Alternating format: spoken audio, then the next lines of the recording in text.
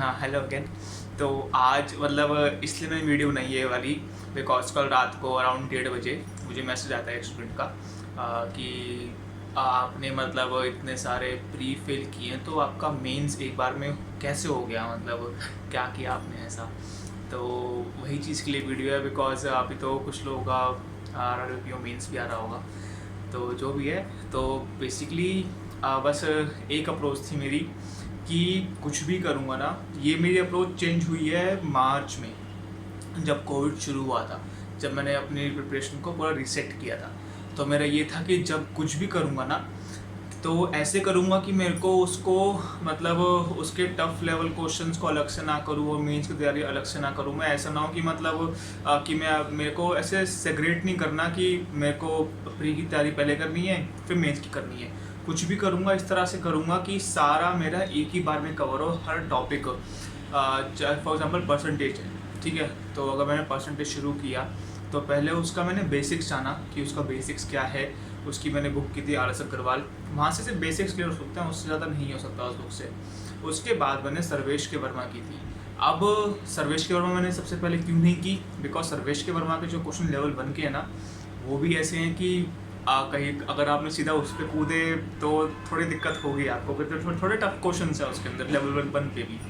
तो यही था कि पहले अपना मतलब कि बेसिक्स क्लियर करूँ, बेसिक्स में जानूँ, क्योंकि कई बार ऐसा होता था कि जो RS अग्रवाल है उसमें भी मैं कहीं ना कहीं अटकता था मतलब। तो अगर अगर अगर मैंने बेसिक्स क्लियर नहीं किए अपने और मैं सीधा हाई लेवल पे जा रहा हूँ तो फिर कैसे काम चलेगा। तो बस यही अप्रोच है हमेशा से, मतलब कि मार्च से, कि पहले बेसिक्स क्लियर करो अपने, फिर बेसिक्स को जानो कि अब बेसिक्स में सब कुछ अच्छे से हो चुका है ना, उसके बाद हाई पे जाओ। कोई पॉइंट नहीं बनता अगर आपकी नींव स्ट्रांग नहीं है ना, कुछ बिल्डिंग खड़ी करने का सोच रहे हो तो कोई पॉइंट नहीं बनता, क्योंकि वो टिकेगा ही नहीं। तो यही चीज़ थी। एंड मैंने मतलब करंट अफेयर्स को ऐसे नहीं कि बिल्कुल छोड़ दिया था। हाँ, मतलब हफ्ते में एक या 2 दिन पढ़ता था, बट हाँ ऐसा था कि थोड़ा बहुत उससे नाता था मेरा, बिकॉज हफ्ते में 1 दिन में इसलिए पढ़ता था थोड़ी शर्म के लिए खुद से भी कि मतलब कि मेंस तो कभी क्लियर, मतलब कि प्री तो कभी क्लियर हुआ नहीं मेरा आज तक। तो क्या पता कि मेंस मतलब कि प्री होगा नहीं होगा, तो मैं अभी से मेंस का क्यों पढूं। तो वही चीज़ है, इसलिए मैंने कभी करंट अफेयर्स नहीं पढ़ी थी। बट हाँ, मैंने ये जो बैंकिंग अवेयरनेस वगैरह है वो मैंने स्टार्टिंग से ही कवर कर दी थी, क्योंकि कोविड टाइम में बहुत टाइम था फ्री का, तो मैंने उसमें वो कवर कर दी थी। फिर बाद में उसको मैं मल्टीपल टाइम रिवाइज करता था, क्योंकि मेंस के हिसाब से नहीं, कुछ एग्ज़ाम ऐसे आया करते थे, क्योंकि मैंने इसलिए की थी कि बिकॉज कुछ एग्ज़ाम ऐसे हुआ करते थे कि जिनमें प्री में ही ये सब आया करता था। फॉर एग्जांपल अपना RBI ग्रेड बी या फिर ये नाबार्ड में, वो तो मैंने 20 में नहीं दिया था, आई डोंट नो क्यों नहीं दिया था मैंने।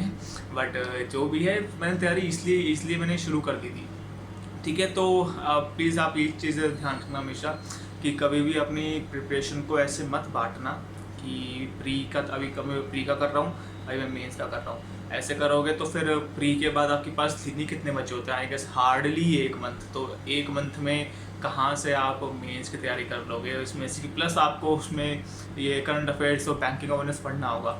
मेरे हिसाब से सबसे बेस्ट है कि आप प्री के बाद ना बैंकिंग अवेयरनेस और करंट अफेयर्स पे ज़्यादा फोकस कीजिए, बिकॉज सबसे ज़्यादा मार्क्स वही दे सकते हैं। कंसेप्ट तो आपके बन चुके हैं प्री वगैरह में, जो आपने प्री से पढ़ा कंसेप्ट उसमें बन चुके हैं आपके, ये क्वांट में रीजनिंग में सब बन चुके हैं। बट उसके बाद आपको फोकस करना चाहिए स्कोरिंग सेक्शंस पे, like this current affairs, banking awareness and English. Okay, तो ये चीज़ थी बस।